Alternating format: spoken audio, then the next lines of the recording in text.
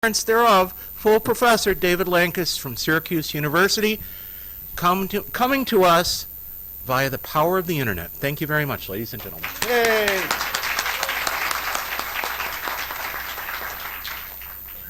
Good morning. Good morning. I have to say I'm terribly jealous. I would much rather be where you are, particularly considering the great skiing weather that's going on, and that's in Springfield. Good Lord, what's up with that? I have about 20 minutes, I believe. Is that right, Andy?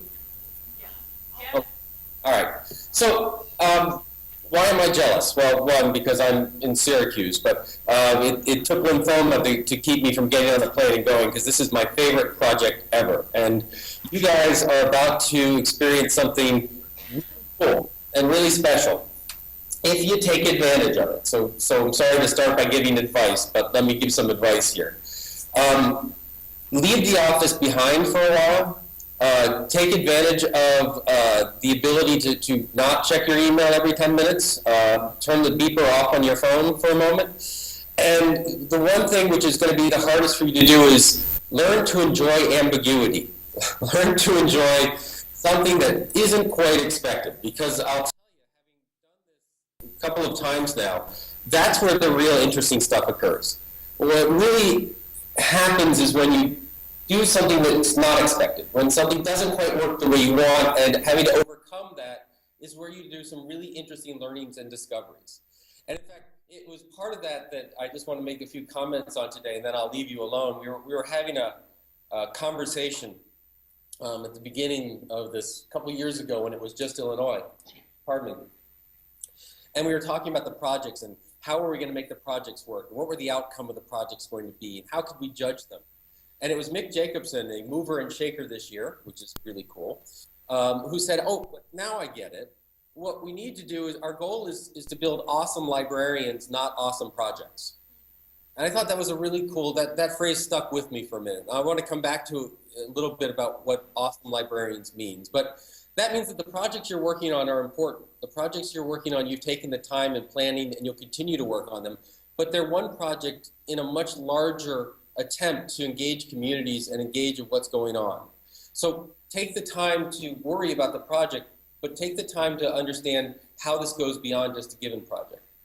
The other thing that happened is we were, once again, in the middle of one of these, and Jan Eisen said, we have this problem where our teams are out there and they're working and they're thinking and they're playing with technology, but what they're doing is they're building websites, and what they should be doing is building conversations. So one of the themes I want you to think about as you're going through this, whether you're in Colorado, Illinois, Iowa, Ohio, Utah, what have you, is think about building great conversations. We need to think about libraries. For a long time. We've thought a lot about building things, and we usually talk about building collections. And it's going to be really easy when you're in the middle of doing this to think about blogs and content management systems and videos. I saw a lot of tweets today about people are starting some video learning and video discussion and think about building the perfect video and the transitions and such. And we as human beings like to think about how we build artifacts and maintain artifacts. But as librarians, that's not really our primary goal. That these websites, these content management systems, these videos, they're just tools. Just like books, just like collections, just like our buildings. They're just tools to allow librarians to do what we do best, which is help our communities learn, right? That's what we're here to do. As librarians, and by the way, I want to be really, really specific with how broadly I define that term. Because I know sitting in these audiences, we have people who are paraprofessionals, and we have community members, and we have librarians, and some have it by title and degrees. And today, I anoint you all librarians, because if you're not librarians in title, you're librarians in spirit. And frankly, if anyone makes a difference between you doing good work, whether you have a degree or not, don't listen to them ever again. So you're all librarians today. And that means that we all have a common mission. And that mission of librarians is to improve society, and you're welcome to stop the mission statement there if you want. But how do we do it? Right? A lot of people talk about how do we improve society. We do it through facilitating knowledge creation in our communities. We do it through learning. We do it through information. We do it through lots of things, but ultimately the act of which we are engaged in is the learning act. And that puts us in a really special and somewhat rarefied position. When we seek to make our society better, when we seek to make our communities better, we do it in a way where we engage them, and we engage them in doing something that is so fundamentally human that no other people can, nothing else can really match it, which is to learn. And so I want you to think about that for a moment, that what we're here to do is make our communities better. So the websites we build, the buildings that we build, the collections we build, all of these are simply tools. The real collection of your library, the real collection of your project is not the books and licensed materials and resources and libraries and maker spaces. They're tools to help you on it. The real collection is your community. And you need to engage them in conversation. And sometimes that means you need to get the hell out of your buildings to do it. You need to spend time where they're learning. You need to spend time where they're overcoming problems. And that's the other thing that we need to think about as you're going through this, as you're talking about communities, as you're talking about your projects, as you're talking about how we can help the community get better. I want you to avoid a couple of things. The first thing I want you to avoid is talking about using the phrase user. And you'll see that lots of speakers out there will use that phrase, and they'll have a very positive aspect to it. And I don't, because to me, only computer scientists and drug dealers have users. I'm not sure that's the company we want to keep, but it could be. Users is becoming way, way, way, way too closely associated with consumer or customer, which are the terms I also don't like. And the reason I don't like them is not because of the attitude of the customer's always right or we serve the customers. It's because it has the idea that someone consumes and then leaves. Someone uses us and then leaves. And what a good library is, and a good library in a school, a good library in a community, a good library in a university, in a law office, or whatever, what a good library does is it builds a membership that co-owns the activity. Where you want to get is where the success of your library is the success of the community, not the success of what you've done in spite of them. And one way that we need to stop thinking about it is oftentimes when we think about users or customers or consumers, we think in terms of problems and deficits. We think in terms of what's wrong with our community. I mean, think about literacy for a moment, right? Libraries, public libraries, school libraries, youth librarians have done a brilliant job of talking about reading and the importance of literacy. But how do we promote it? Sometimes we promote it in escape to new world. Sometimes we promote it as let your mind go free. But too often we promote it as our community doesn't read enough. Our community has a literacy problem. Our schools aren't any good. And what happens is when we do that with internet access, we provide internet access. Why? Oh, we're too rural. Oh, it's too expensive. Oh, our community doesn't understand it enough. In essence, if we approach our communities by constantly seeking to solve their problems, what we constantly do is remind them that they have problems. And over time, you will not be invited back.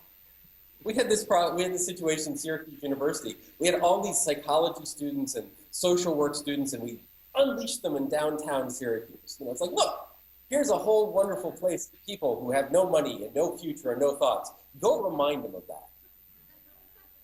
And what happened was the community came back and they said, please don't send them anymore. We're tired of hearing how we're broken. And for years, they weren't invited back. And it wasn't like poverty went away, and it wasn't like the idea that we didn't have ethnic problems and youth violence and all of this other stuff. I don't want to deny that there are problems. But what happened is we had a new chancellor come in and she said scholarship and action. And what they did was they re-engaged the community. But this time, instead of saying, hey, we're going to send you students to handle your youth violence issues, your ethnic disputes, your poverty issues, we said, what do you want to be? And think about the difference of approaching a community from, hey, we see all that's wrong with you, we can help, to what do you want to be? That's the main question that in your projects, when you're talking with your community members, that's the question that we as librarians seek to solve. Do we want to be a literate community? Do we want to be an affluent community? Do we want to be a community that cares about social justice? Do we want to be a community that's green? Do we want to be a community that's an economic startup? Do we want to be a community that values children? What do we want to be? By focusing not on websites and blogs and tools and collections and books and materials, but on the aspirations and dreams of our members, upon what they want to be, upon what they strive for, We will build not websites and materials and be a place and a building and a tax burden. We will be the facilitators and enablers of community dreams. And I think that that's the best definition of libraries I've heard in a long time. The idea of a place where there are books, or a place where I check things out, or we're the cheap place until we can afford Amazon. This is not what we want to be. Years ago, we used to talk about librarians as the best search engines. No, you're not. You suck.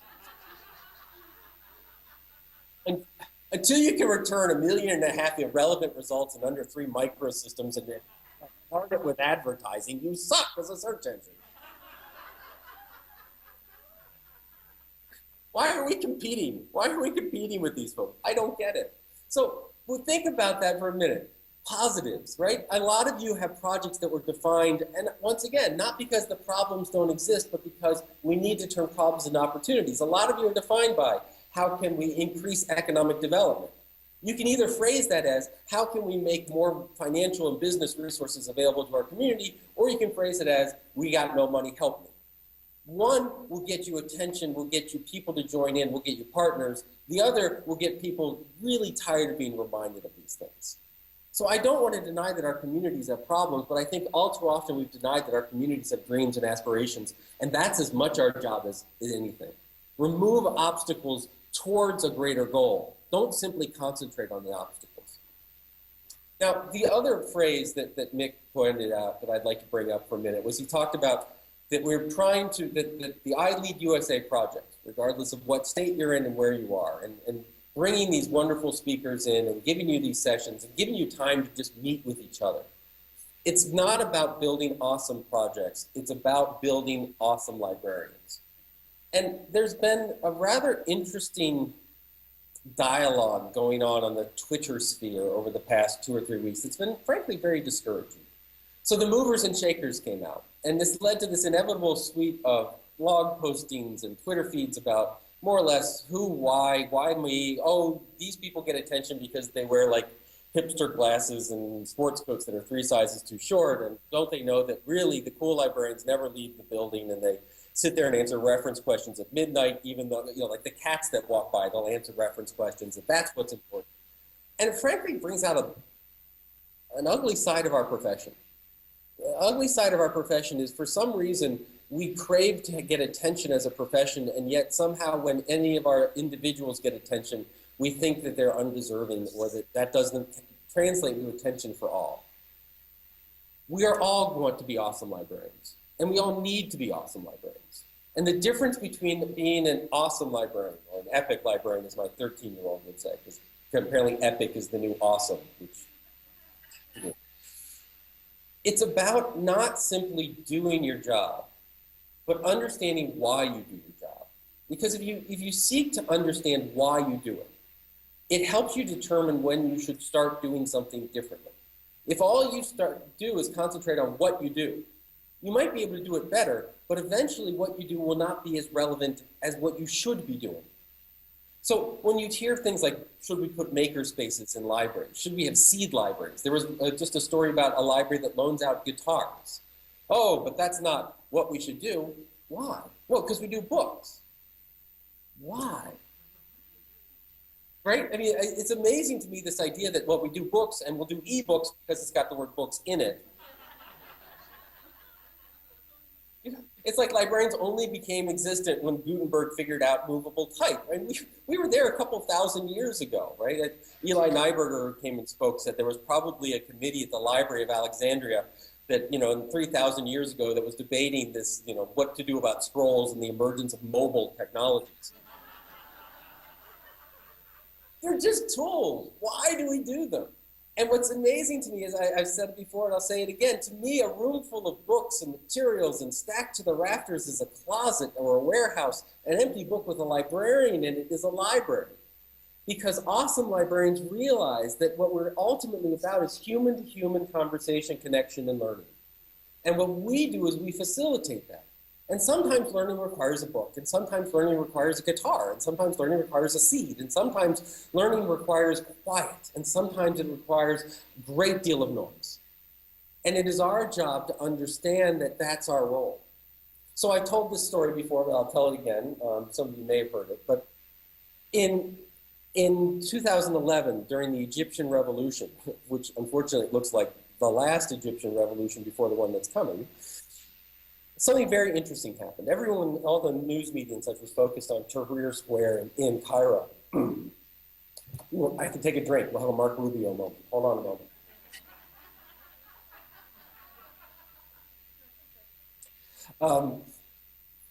But the protest around against the Mubarak administration happened not only in Cairo, but happened all over the country. In fact, it happened in Alexandria, which is the largest shipping port in Egypt. And so there were constant protests and there was violence. And what happened on January 28th at 6 p.m., and no one quite knows how it happened, all security, all military, all police, all security for the city disappeared. At the same time that magically all the jails opened their doors and all the rapists and murderers and thieves were let loose on the streets. This resulted in a massive mob scene and a massive amount of destruction and violence. What happened was roving mobs would go from government building to government building, and they would use Molotov cocktails, and they would use anything they could hand, and they would burn them down to the ground. In protest and anger at this government, at this administration, at Mubarak himself, they destroyed every symbol they could find of the regime. And then they turned to the Library of Alexandria. Now, the Library of Alexandria was built not a decade before by Mubarak in an attempt to recapture the glory and knowledge and the esteem of the ancient Library of Alexandria. But it was a building built really to show off the power of Egypt and really the power of Mubarak. His wife sat on the board. It would be hard to argue about another building that was more closely associated with the administration, and the mob moved towards the library. And as they moved forward, something amazing happened. Protesters grabbed hand in hand, men, women, and children, and they surrounded the entire library to protect it. By the end of the protests, by the end of the night, by the end of the revolution, not one window had been broken and not one rock thrown against the wall of the Library of Alexandria. They invited the librarians to come out of the library who were terrified inside. And they asked them the next day if they could put a massive protest flag on the steps of the library. And the librarian said yes. And every day that the protesters would go out to march in the streets and protest against the administration, they would touch the flag on the steps of the library as they went out to fight for freedom and justice and equality under the law. Now, I tell this story to my students, master's students who are preparing to become librarians. And while it's an inspiring story, when you look at people about to become librarians or librarians, they look really, really, really nervous. And they suddenly go, now Dave, exactly what are you training me for? You know, here I am, I'm thinking I'm gonna go do youth librarianship, and the biggest fight I'm gonna have is Harry Potter Satanistic or not, and you're asking me to go to the streets and basically overthrow the government on a regular basis. Not quite. I tell them, these are awesome librarians. And they want to say, they use the phrase extraordinarily librarians. They're extraordinary librarians. And I say, I don't like that. That implies that they're extraordinary, that somehow these librarians went above and beyond what we would expect the profession to be. I want this to be the bar that we all attain. This is where we seek to be awesome librarians. Not that we're going to overthrow governments in the near term. Not that we're going to seek to deal with this massive violence, but on a daily basis, what we're going to do is help a community understand that the library and what the library can do is essential to the dreams and aspirations of that community. That's what these folks do. What those librarians did in 10 years to change it from the symbol of the government to a symbol of the people. What was it that these awesome librarians, these epic librarians did day in and day out to change them from being the idea of a government workers to the idea of a people's force? They did their job.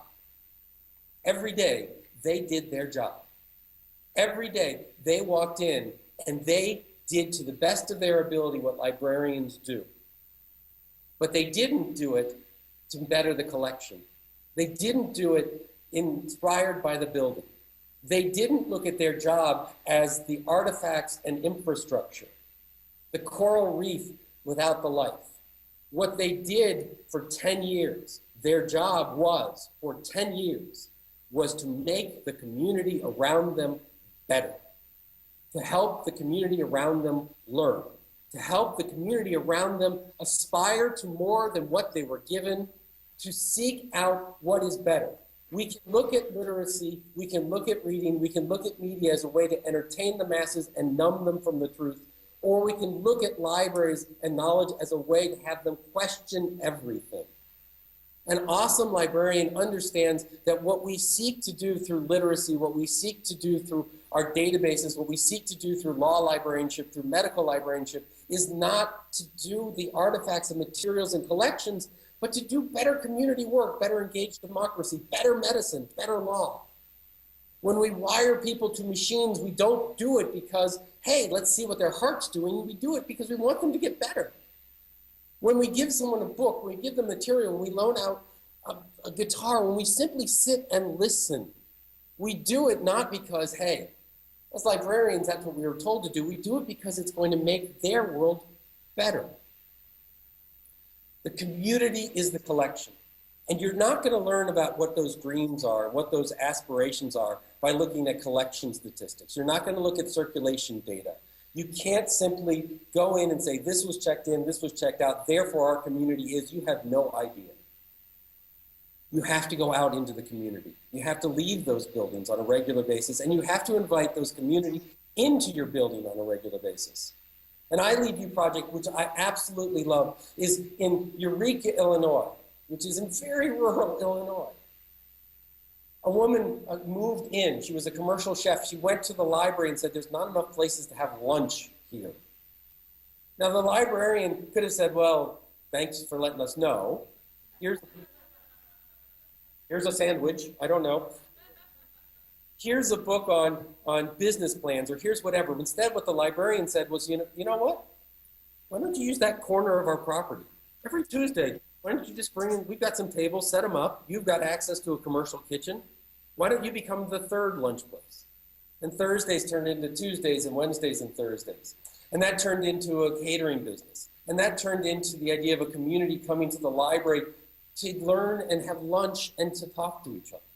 They won an award from the Rural Economic Development Association of the state. The point is that that was an awesome project, but that wasn't the project they showed up with ILEAD USA for. It turns out awesome librarians showed up to do projects, and they became awesome regardless of the task before them. So why am I so jealous? I'm jealous because sitting amongst you, sitting in Colorado, sitting in Iowa, Utah, Illinois, Ohio, you have brilliant people on your left and your right. And they're not just the people who get on the big screens. And they're not just the people who show you how to make videos. And they're not just the people who do sketches. They're not just the people who we talk about as rock stars and all this other stuff. They're the people literally sitting to your left and your right and right where you are.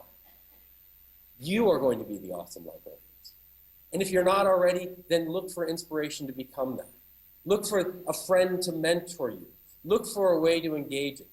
And the way that you're going to measure, the way you're going to see if you've made it or not, is every day when you wake up and you're excited to go in to help the community get better. Every day when you're excited to say, what more can I do? Not more with less, not more of the same, not simply can I catalog faster, but simply to say, what dreams can I enable today? Where can I make this happen? So it's not going to be in a single project, and it's not going to be in a single residency, and it's not going to be in a single experience, but this is a starting point.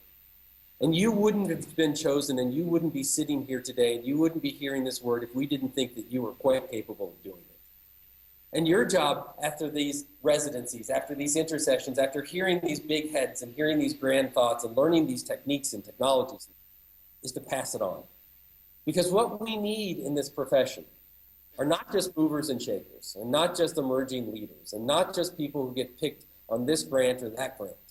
What we need is an entire profession of awesome librarians, an entire profession dedicated to the betterment of our society, an entire profession that is willing to stand up and talk open access, and talk about access to the internet, and talk about digital divide issues, and talk about creativity and innovation, and say if it is about learning and knowledge, it is about our profession.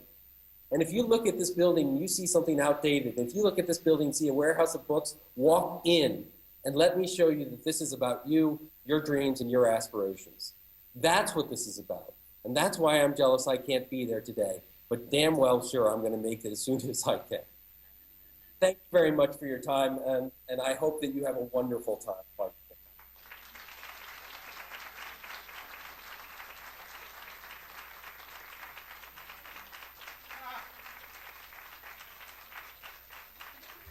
We can all continue this conversation by tweeting to hashtag ILEAD USA. And you can ask, and David can answer questions, personal questions, questions about his inspirational speech. And ladies and gentlemen, David Lankes.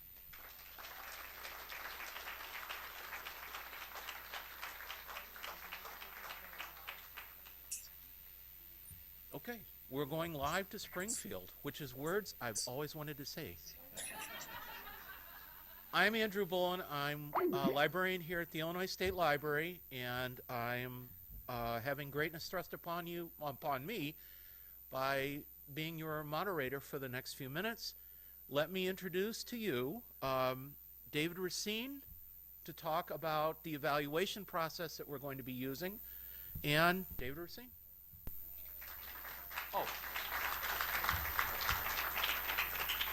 Let me just say, throughout all of these speeches, talks, please feel free to ask us questions and tweet with hashtag ILEAD USA, ILEAD USA. Good, sir. Thank you, Andrew. I'm not going to be inspiring. I'm sorry. My job is just to be very brief and first of all to thank everyone who has completed our initial survey for participants and mentors. We very much appreciate it. If you haven't done so, we would really hope that you could do that as soon as possible.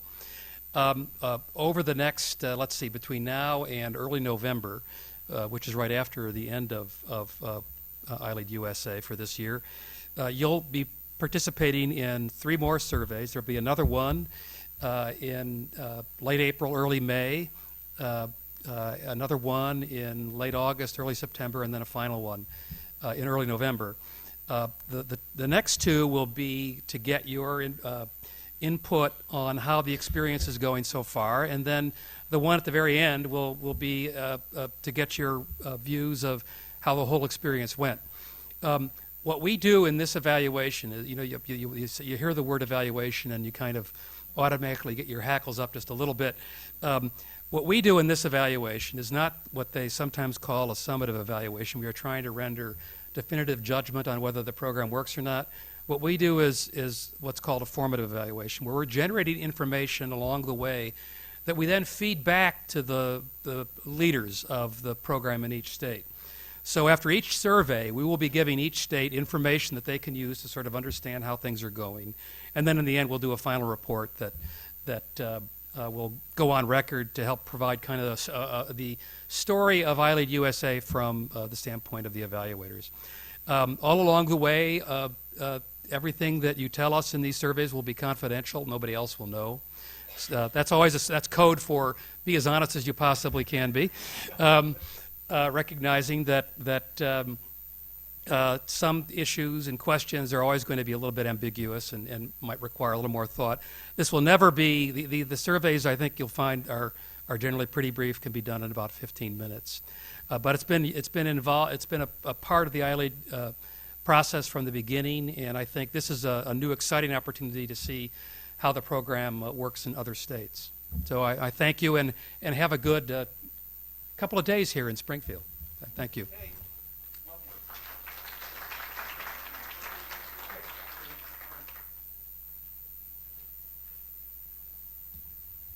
We have, how many do you think at this point?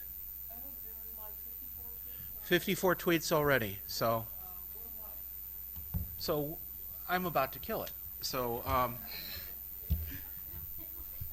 Gwen Harrison, Illinois State Library, my dear friend and colleague,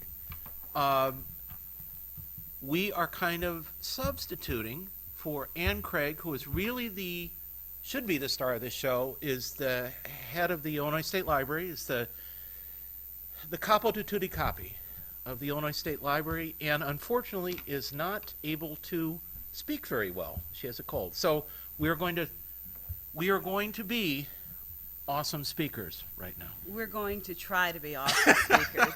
But I want you to know, Ann, I'm really digging those purple boots. And Joe, I hope you don't count that as an inside joke, but they're just awesome to me. Anyway, we're going to go ahead and get started with our presentation. On behalf of Ann Craig. Annie, stand up. There you go. Hey. There you go. You want to go ahead to the next slide? Okay, all right. First of all, we want to say thank you to IMLS for this wonderful grant that they've given us. We were awarded a $470,000 Laura Bush 21st Century Grant program. We also want to say thank you to the Secretary of State and, well, to the place that I work at, the Illinois State Library. We are also happy that we are partnering with Colorado, Iowa, Illinois, Utah, Ohio. We've got David Lankes at Syracuse University. We've got the University of Illinois Springfield and their awesome conference services staff, as well as OCLC. In essence, each and every one of you guys have been awarded a $4,000 grant plus. And not only is that award to you, it's also to your library and to your community. So we really count this thing as awesome. I'm really inspired after David Lankes' speech, guys. I'm ready to go out and get a book cart and sit on a corner and and do my thing. I really am. In particular, what is really nice about this program, we have state partners, as I said earlier. We have Gene Hayner, we've got Christine Krieger in Colorado. We've got Mary Wagner and Alicia Pike in Iowa. We've got Beverly Kane and Ashley Tomany in Ohio, and Donna Jones-Morris and Matt McLean in Utah. Thank you, guys. I know you guys are having an awesome time. I wish I could see you. I wish we had holograms or something so that I could really see what's happening in your states.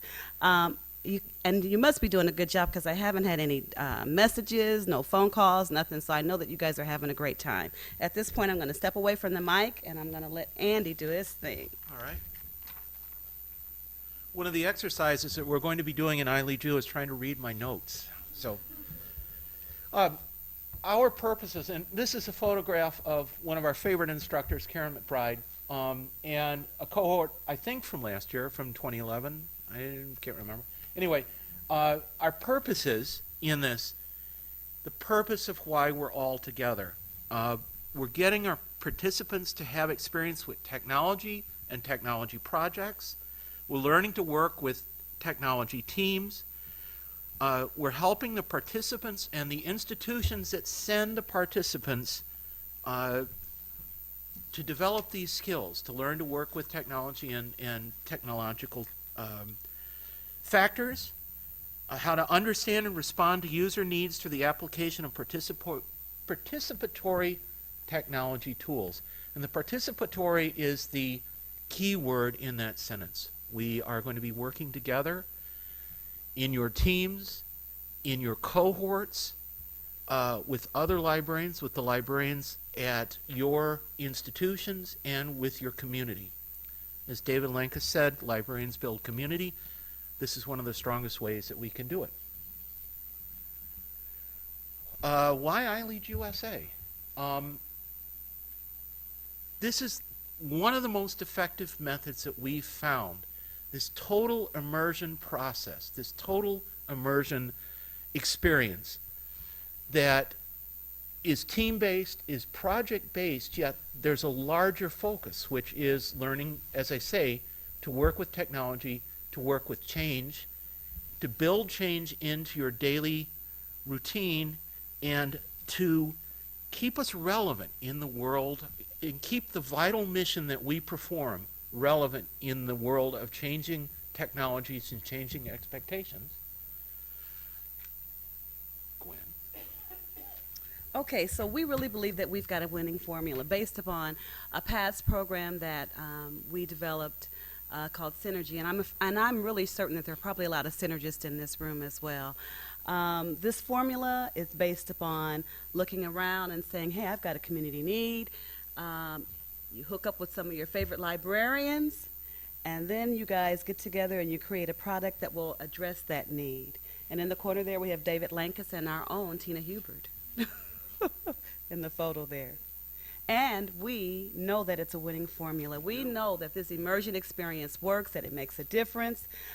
We know that bringing people together, applying them with all kinds of things, mentors, instructors, technology, food, we know that it makes a difference.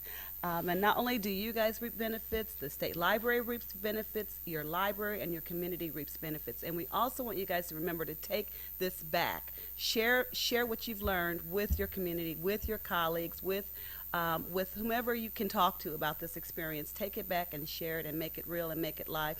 Remember to connect with people that are here. Build your network. Make it work for you. Get all that you can get out of this. Okay, I'm out. I'm done. Oh, no, we're doing this together. All right. Alrighty, go ahead. Well, no, it's a group photo, right? But it's really the people that are participating in your individual learning experience. Okay, so Anything else you want to say? not really. Okay. Okay. Excellent.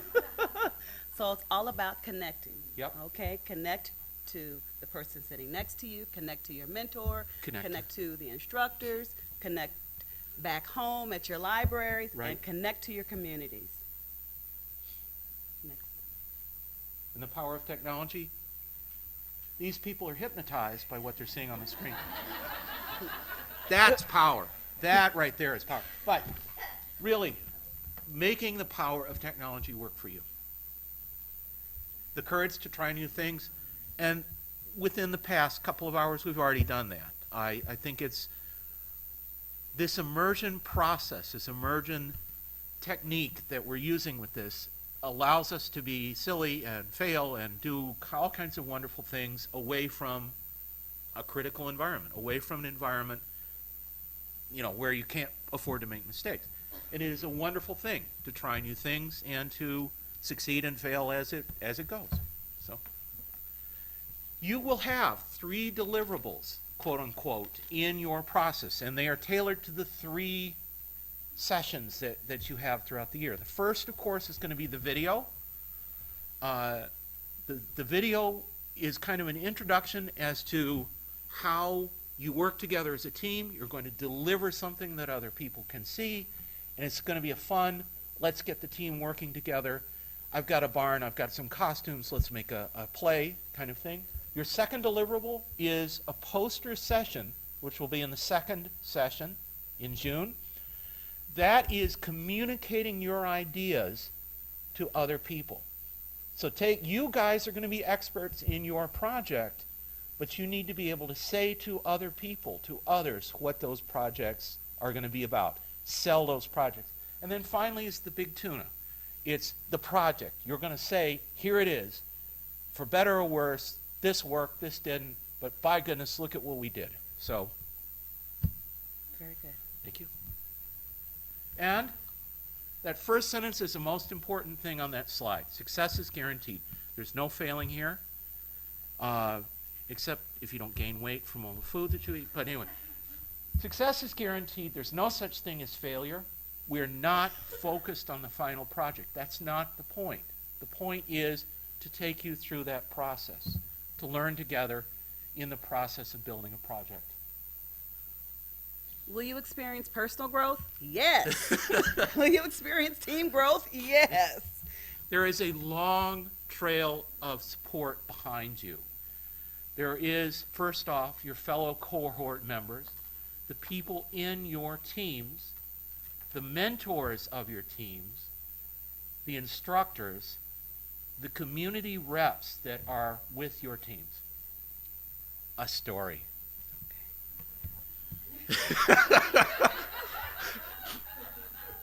I hope to see some eye rolling at this point.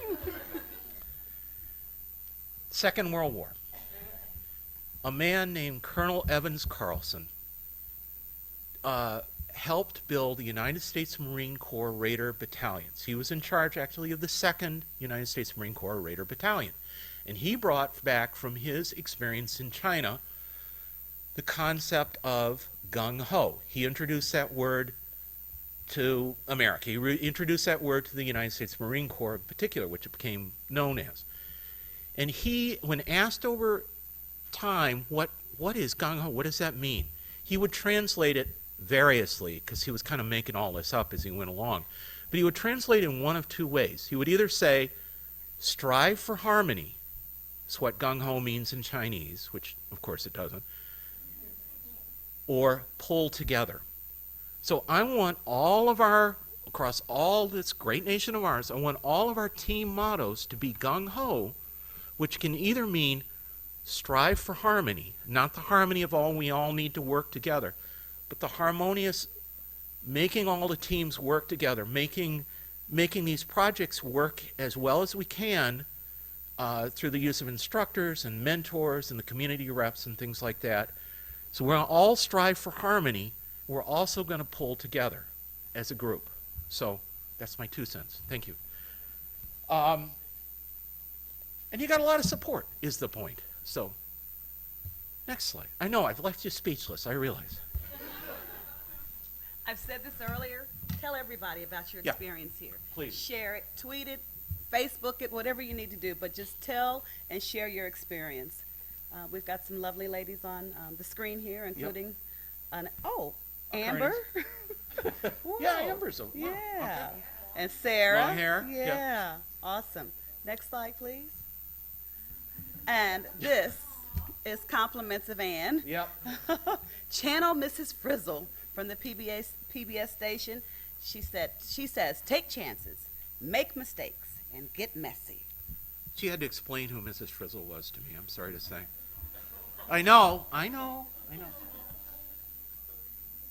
Okay, briefly, remember that each team will be awarded an equipment grant to help build your product. By the end of your second session, we need you guys to submit your applications for your equipment for the equipment grant. Remember to tell the story on Web Junction, Illinois. That is the diary of our project. Yep.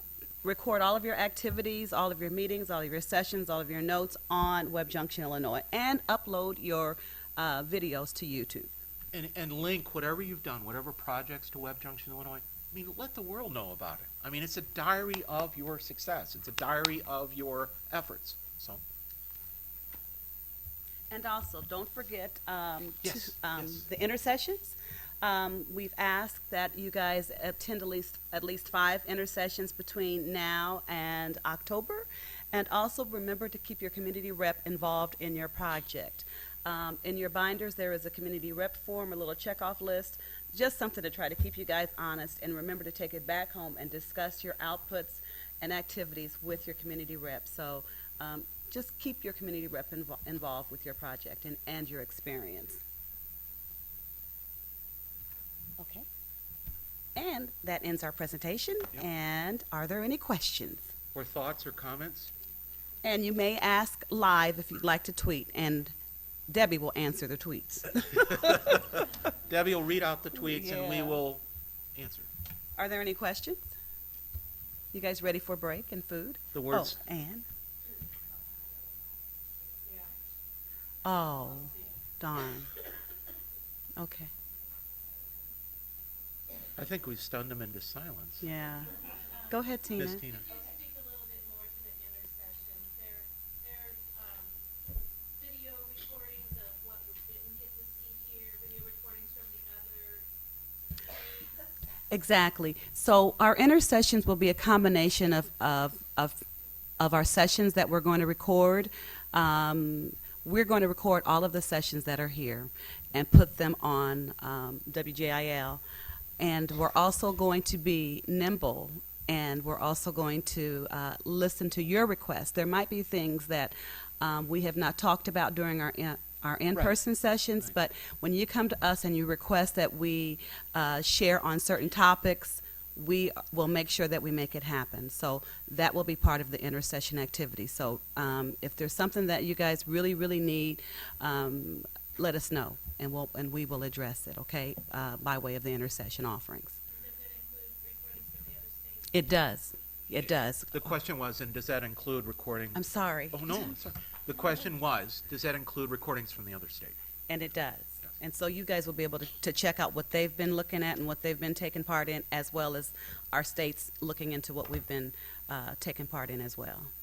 The intersession is also useful in the to ask questions of the instructors, to get more detailed, say, very technical information from the instructors, almost on a one-on-one or project-based basis. I've frequently done that, as an instructor in the intersessions. Hey, can you help us do this? And go into much more detail than you can at a class. So, ma'am.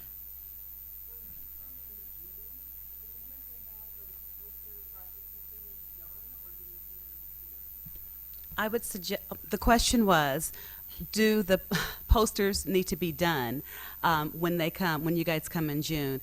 I would suggest that they're as near to done as possible.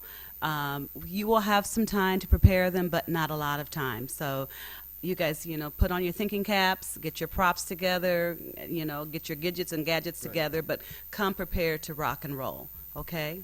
You should know that the next session is going to be very technically oriented, very hands-on techie stuff.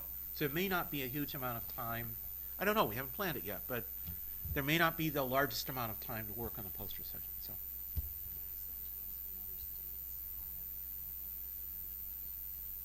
Oh, really? Oh.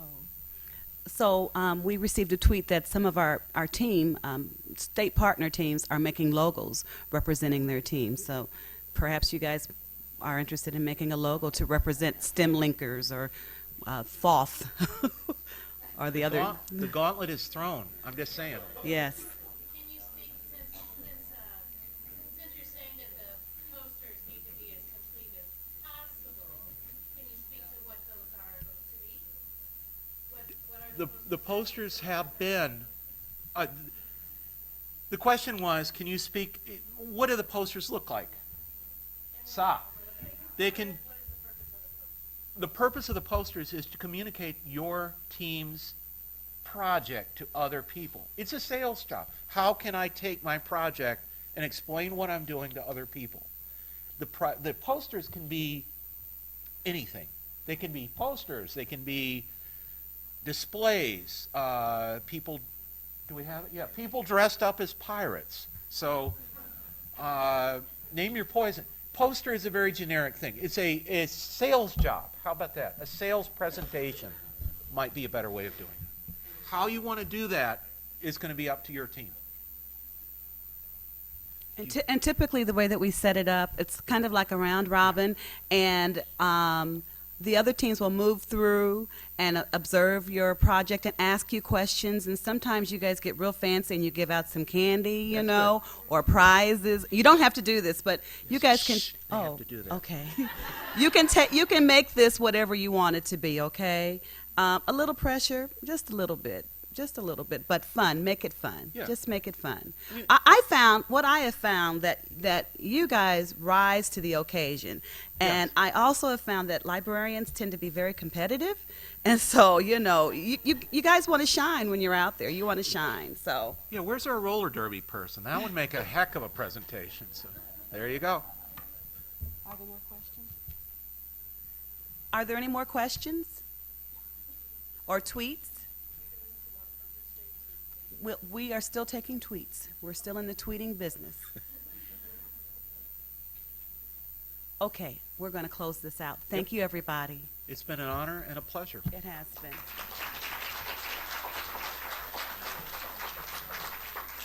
I love All you. right. Oh, you did well, Andy. Thank you. Oh, no, Great, no yes. way. Heck no. No way.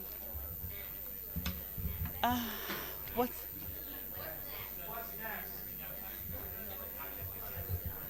I don't know, is it break time? I don't have my binder.